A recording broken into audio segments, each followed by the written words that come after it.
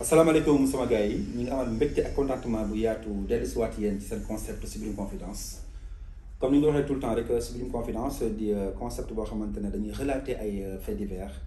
ay problèmes yoo xamante ne ay doomu aadama ñoo koy am mu doon ay problèmes yoo xamante ne daf leen di sut ci li nga xamante ne moom mooy xalaat wala ci situation. donc tey jii nag ñu am benn cas boo xamante ne mun naa ne cas bu fréquent la ci fi nga xamante ne moom mooy Afrique rawatina fii ci Sénégal. dafa am koo xamante ne donc il est l'aîné de sa famille moom mooy seen taawu kër yàlla dogal mën-mënam demewul noonu amul xaalis amul liggéey bu baax dafay taxale mais ay sœuram ak ay frères macha allah yàlla may na leen maanaam liggéey yu baax may na leen situation maanaam bu stable loolu tax ay famille am papaam ak yaayam ay sœuram ay frères am amul kenn koo xamante ne maanaam vuy nga ko maanaam respect mutuel. respect boo xamante ne donc képp kuy mag ci kër képp kuy grand frère wala képp kuy grande sœur je pense que ne loolu noonu maanaam c'est un droit boo xamante ne yaa ko moom mais malheureusement fii ci Sénégal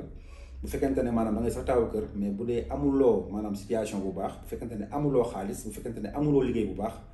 donc bul xaar maanaam kenn ku la jox cër te malheureusement loolu mooy li nga xamante ne moom mooy di nekk donc ci thème boobu tey li ñu bëgg a développer jéem a wax maanaam li nga xamante ne moom la mën a yàq ci biir kër. maanaam nu mu mën a déranger nu mu mën a perturber stabilité familiale ak it maanaam nu mu mën a maanaam blessé maanaam nit maanaam xam nga ci intérieur am donc tey loolu moo suñu thème ñu fas yéene cee développé ñaari développement yu bokkul bi ci njëkk moom mooy li nga xamante ne moom mooy manque de respect boobu noonu tàmbalee ci waajur yi jaar ci sœurs yi frères yi lan la mën a yàq lan la mën a impacté mais aussi tamit ki nga xamante ne moom mooy dund situation boobu noonu di grand frère ba di mag ca kër ga. naka lay def ba génn ci situation boobu noonu parce que nag amul ci benn situation boo xamante ne nit ki mu ngi ci te mënu cee génn donc il suffit maanaam juste rek nga xam fi ngay jaar ak naka nga koy aborder macha allah ñu fas yéene ci dugg ak précision.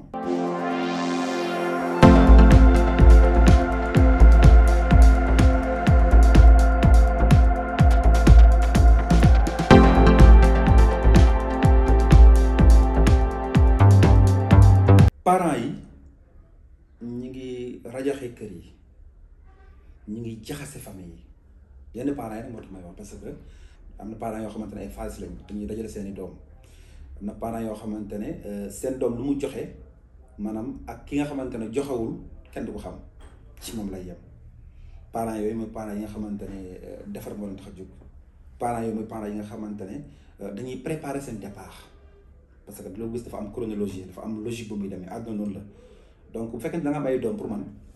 dafay rafet parce que ñëpp mënuñoo yem sa xol loolu moom xam nga maanaam kenn du ko werante ñëpp mënuñoo tolloo sa biir xol mais ci li bët di gis ci li xel maanaam di segg jéemal maanaam yemale ki am ak ki amul parce que aussi tamit lu mu métti tamit yàlla mu jur te bu ñuy ñëw tamit maanaam di juddu xam nga maanaam. tànn ñu maanaam ne ndey bi moo doon jur wala bàyyi moo doon jur donc nit ki dina bëgg a def des fois du mën mais bu fekkente ne yow da nga ko jur ba pare maanaam rejeté ko sànni ko beddi ko ndax lan ndax mënul ki nga xamante ne rakam la mu waroon ko jox respect bu kawe waroon ko jox respect bu yaatu am gi mu am maanaam tax maanaam nga favoriser ko donc loolu déjà maanaam tas nga sa kër te yëguloo ko tas nga sa famille te yëguloo ko. te malheureusement Sénégal loolu moo fi am na kër yu bëri yoo xamante ne donc boo ñëwee ci kër gi donc ki nga xamante ne mooy taawu kër gi du fa tekki dara day mel ni benn xar boo xamante ne donc dañ ko fa yeew wala sax lu gën a pire loolu parce que xar sax mun naa ne des fois mun na la amal njëriñ xam nga maanaam nga bàyyi ci xel loolu ba tax nga koy toppatoo mais malheureusement fii c'est le contraire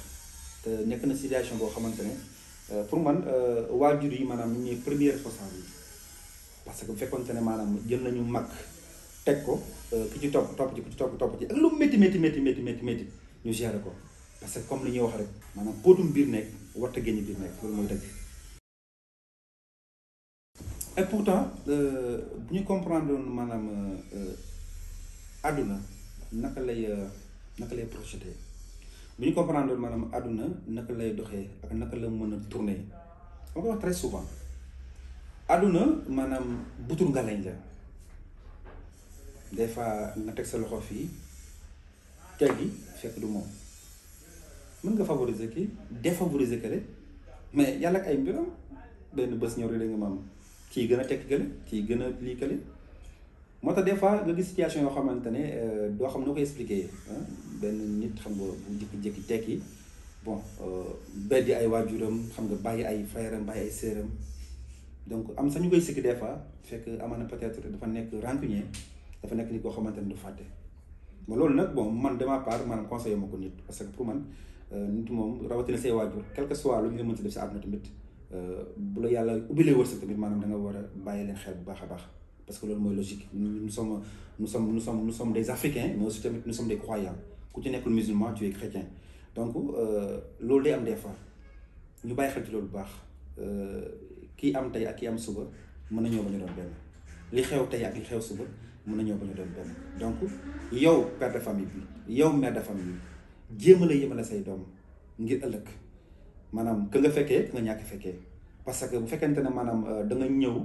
favoriser maanaam rakk ndax dafa am défavoriser ki nga xamante ne moom mooy mag parce que amul tas nga say kër maanaam tas nga sa kër avant dara di xew tas nga sa kër avant dara di xew donc problème bu ci am ëllëg ñaaw bu ci am ëllëg jàppal ne tu es l'unique responsable donc ñu bàyyi ci loolu xel bu baax a baax a baax parce que c'est très important ñu jéem a yemale donte yemale bi sax man mënut a àgg ci xol yi mais ci jëfin yi ñu yemale.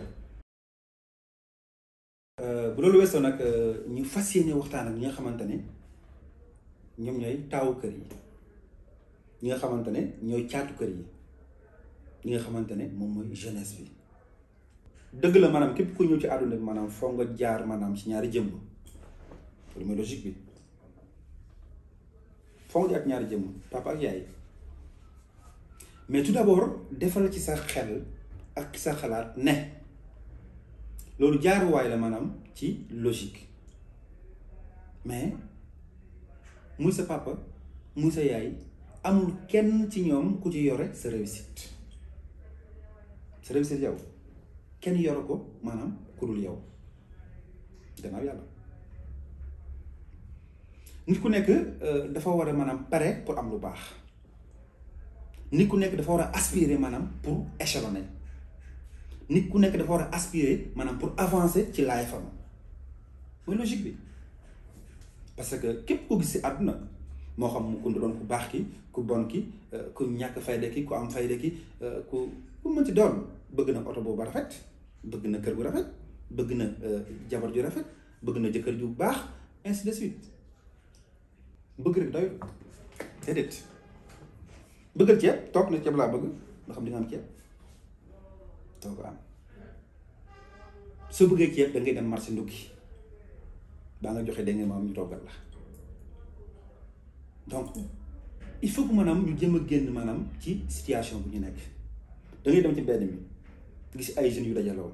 lan la ñuy waxtaanee ay barsaaki ay football beeg ay n'importe quoi te ku ci jóg dégg nga maam des fois mu ñëw ne la sa waay yore fa benn cigarette sa waay yore foofu 100 francs ñenn ci ñoom am nañu ay diplôme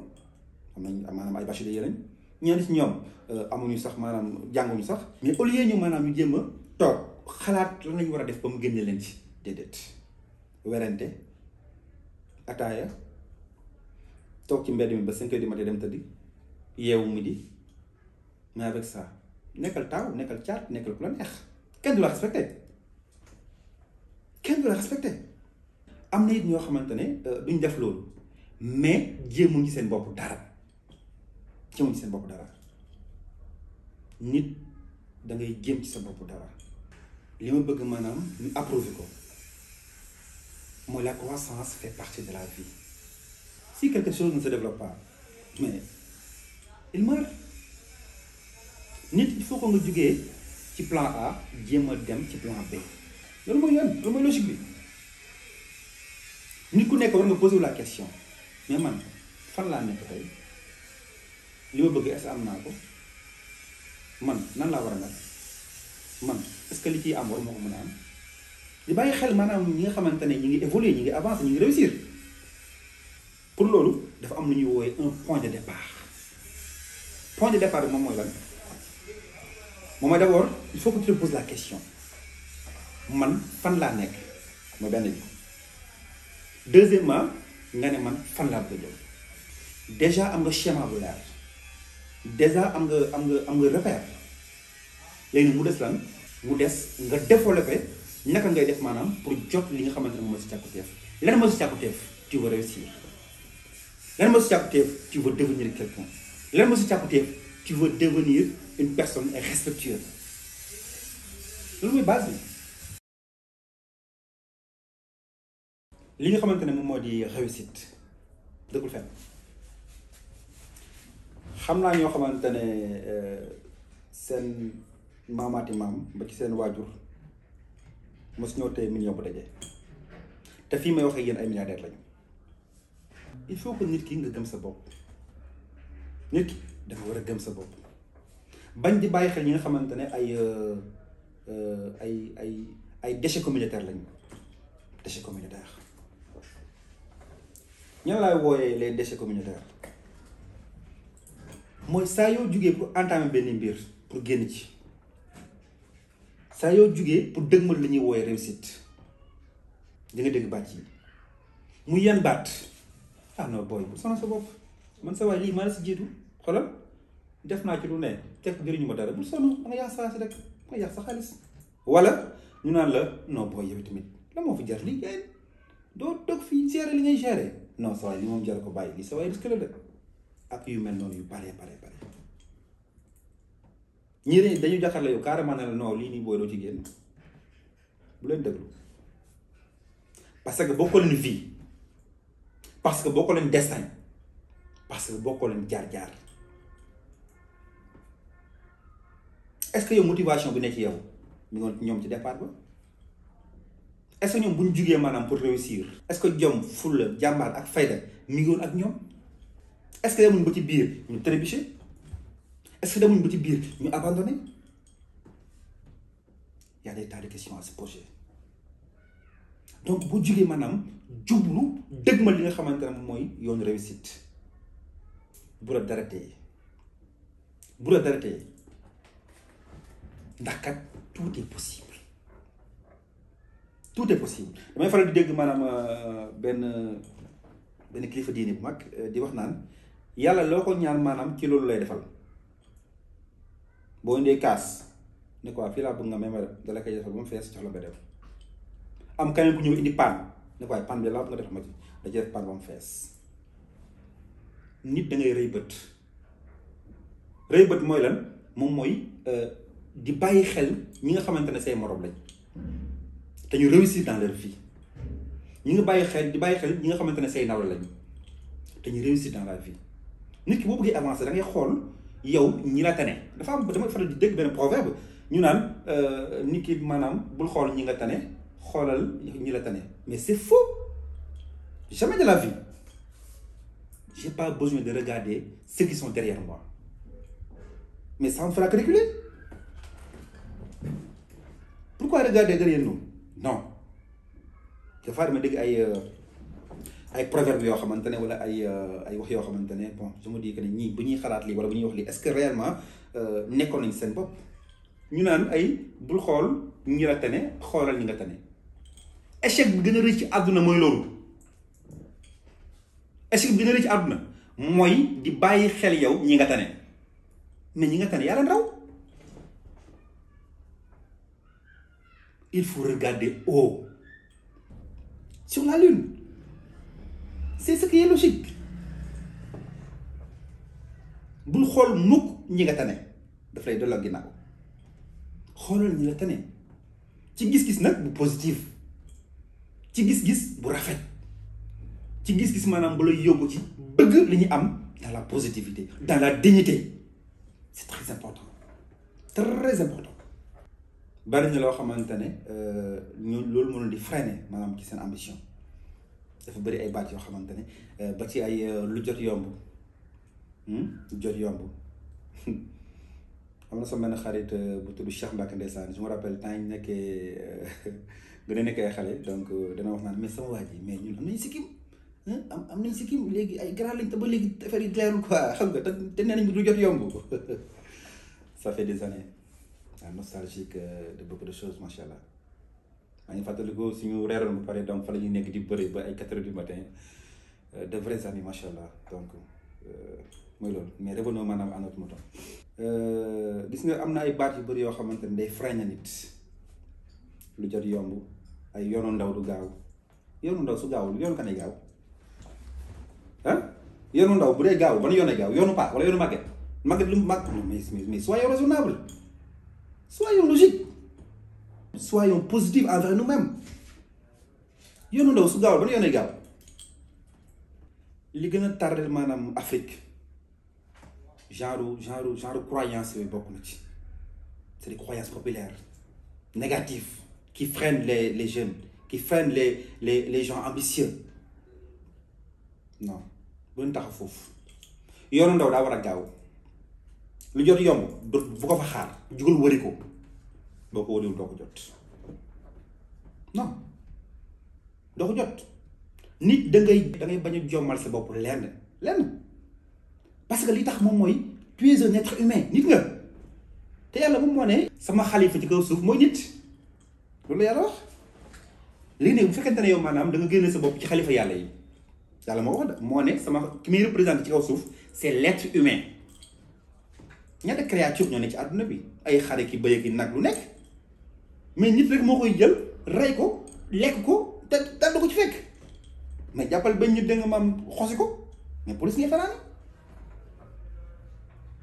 qu'est-ce que ça veut dire nit moom mooy xalifa yàlla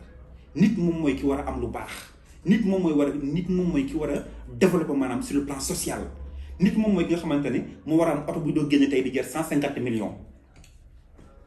bul jommal sa bopp dara parce que c'est pour vous bul déglu ñi lay découragé loo bul déglu ñi lay gëmloo loo xamante ne mais c'est des pensées archaïques non bul nangu loolu jugal fi nga nekk même boo amul dara am nga départ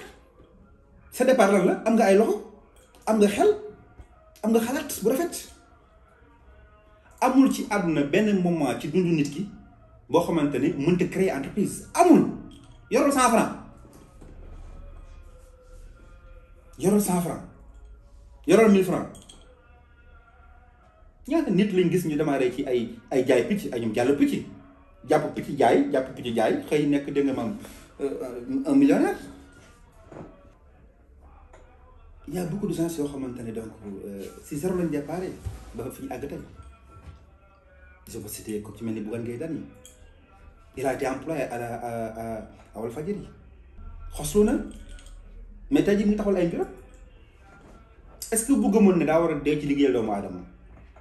est-ce que bu gëmoon dafa war a des maanaam ci service doomu aadama est-ce que dina am moom tey macha allah daf cat. Youssou Ndour am na benn woy bu muy woy su ma jiwoon ñu naan xaw ma liggéeyloo na ma ba xëy na ma dàq naa la je sais pas xaw ma kan lay waxal je sais pas mais est-ce que bu gëmoon ne foofu la war a tekkee est-ce que bu gëmoon ne maanaam loolu kese moo fa nekk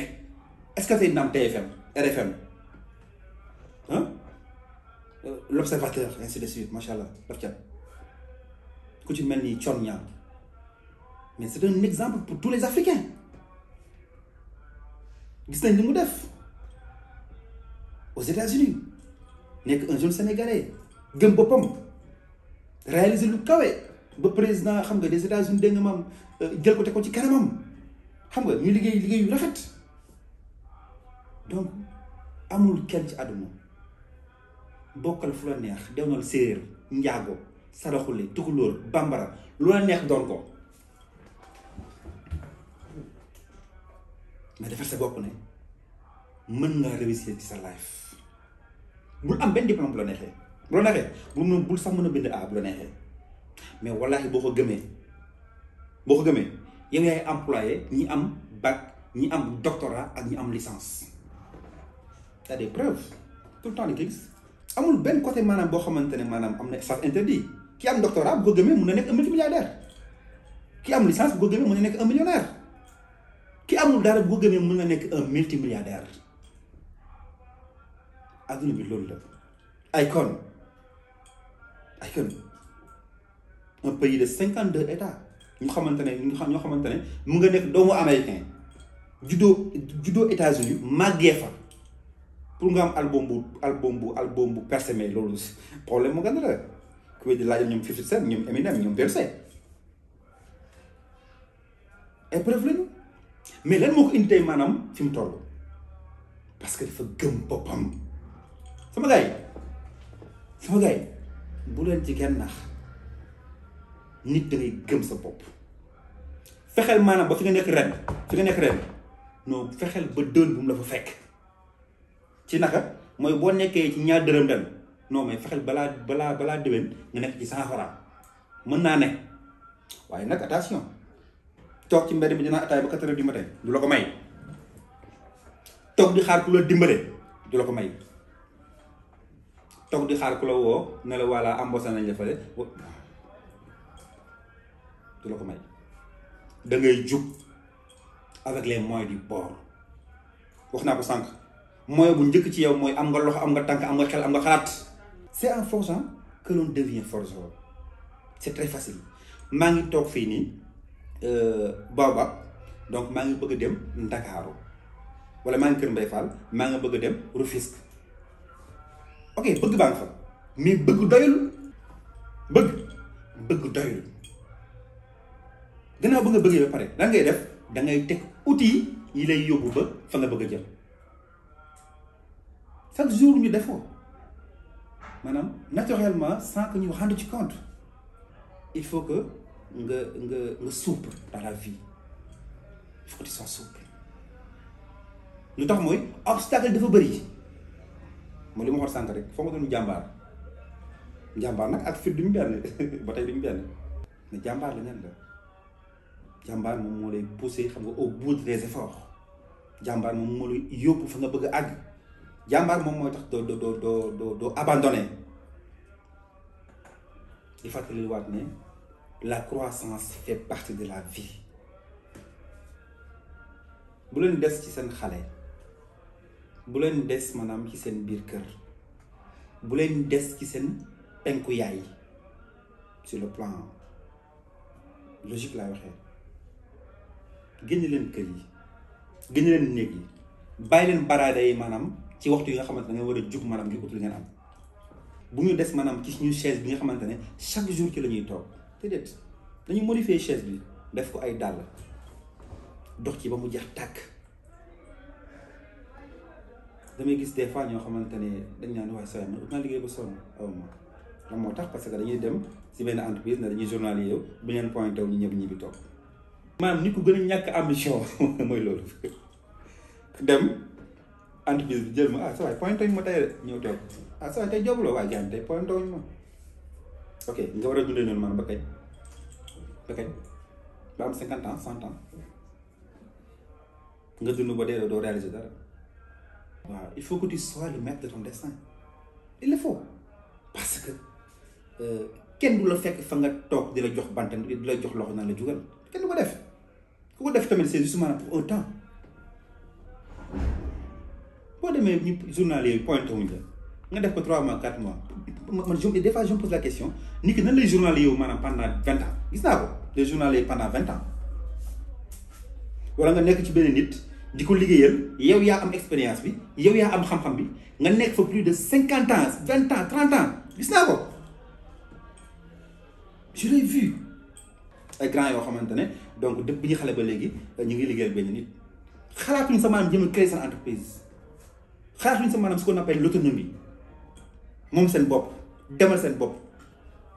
déjà expérience bi yaa ko am xam-xam bi yaa ko am ki ngay liggéeyal amul xamul dara wala nit ki pour man waroo liggéey nit koo xamante ne yow yaa maîtriser liggéey bi yaa xam liggéey bi mais yow pour man sax 2 ans bëri na saa yoo yeewoo xalaatal ne fii dama fa war a jóge def sama yëfu bopp parce que aussi nag je kenn ñaanul yàlla maanaam des si bébé imagine tey jii maanaam bu nga juddoo ba tey nga nekk bébé maanaam imagine loolu qu'est-ce que ça fait mais da ngay dem da ngay soof nit ñi sax da ngay dem ba tu déranges bien vrai que comme ni ma débuté sama waxtaan am na ay parents yoo xamante ne boobu bien vrai que maanaam ni ñuy def rafetul mais aussi tamit des fois yow da nga nekk cause bi des fois da ngay nekk responsable bi parfois tu es le responsable de ce que font tes parents le comportement vis-à-vis de toi yeewu toog xam nga ndekki toog ci salle bi seetaan télé pourquoi nga def loolu doon liggéey doon uti liggéey boo amul liggéey nga jël sa benn dajale ba am sa 5000 francs ah dem génn ci lu mu mënti doon y a des centaines de mbir yoo xamante ne boo ko tàmbalee ak 5000 francs billahi nga gëm ko balaa 6 mois nga mën a denc maanaam 300000 man am naa ci expérience parce que dund naa ko billahi wallahi taalaay à 5000 francs junni nga démarré ci business balaa 6 mois laa lay wax 6 mois nga am plus de 300000 balaa 1 an nga am 1 million waa léegi 1 million lan la mënta taxawal 1 million man bi may démarré sama business démarré ma sa 1 million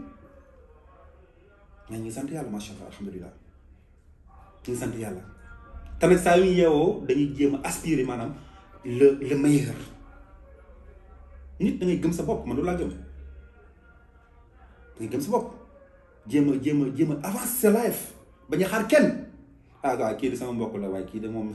directeur entreprise la kii di sama mbokk la kii sa waaye moom mooy directeur Sonatel non da lay tardel bul xaar kenn daara ji famille wax na ko bul xaar looy def ko lu la ci fekk mooy loolu looy ci fekk jàmm lay doon parce que tu as pris l'initiative l'engagement de réussir d'avancer papa bi nga doon maanaam bi nga war a doon suba wala yaay ji nga war a doon suba préparé ko des fois damay xool léeg-léeg maire yi ñuy yeewu ay 5 heures du matin di dem ci géej gi di dem di yenu ji ay paanu jën des fois sax seen yaay yi seen doom yi dañuy tëdd di nelaw ça me fait mal au cœur dafa da nga yeewu gis ay paa yu màgget di jaayante pour seen njaboot te wallaahi des fois boo demee seen kër fekk fa ay ñu amee 45 ans 30 ans ils ne font rien du tout. Et il faut aspirer ce qu'on appelle le meilleur, l'autonomie, la réussite financière. Il faut se préparer. Il faut se préparer. Demain fera jour, donc il faut que tu te prépares. Machallah sama gars yi donc di amaat mbégte ak contentement saa su nekk di waxtaan ak yéen ci li nga xamante ne moom mooy seen concept de Sublime Confidence di leen wax rek da nga ma am ne suñu yéene yëpp moom mooy defar suñu yéene yëpp moom mooy bu baax suñu yéene yëpp moom mooy ñëpp jot seen càkkutéef mais càkkutéef kenn du ko jotee ci nelaw càkkutéef kenn du ko jotee ci waxtaan ba 4 heures du matin nelaw ba midi ba 1 heure doo ko jot ak ko mënti doon ma la ko wax. am na plus de centaine de projets yoo xamante ne maanaam 5000 francs lay démarrer rek 10 000 francs am naa ci lu mat 100 am naa ko ci boo ko tegee ci yoon balaa 6 mois nga développé balaa 1 an di nga mam kenn dootu la xool doo soxlaati man doo soxlaati liggéeyal kenn doo soxlaati kenn bu la dimbale donc nañ gëm suñu bopp encore une fois c'est très important di kontaan ci yéen di leen ñaanal jàmm di ko sàkku tamit ci yéen di leen joxaat dig daje ci ay fan yu néew ak seen concept Sublime Confidence jërë ngeen jëf